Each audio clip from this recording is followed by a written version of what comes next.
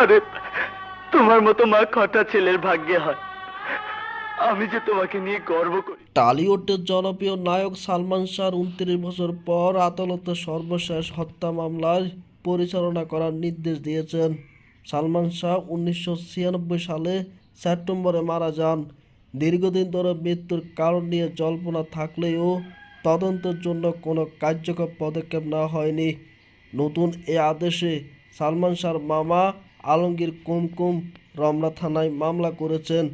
মামলার সাবেক স্ত্রী সামিরা হক, খলনায়ক ডন সহ 11 জনকে গ্রেপ্তার করা হবে। সালমানের পরিবার বারবার দাবি করে এসেছে সালমান শাহকে পরিকল্পিতভাবে হত্যা করা হয়েছে। মান্ডিলা চৌধুরী অভিযোগ ছিল, তারা হত্যা মামলা করতে গেলে পুলিশ সেটিকে অপমুক্ত মামলা হিসাবে অন্তর্ভুক্ত করে।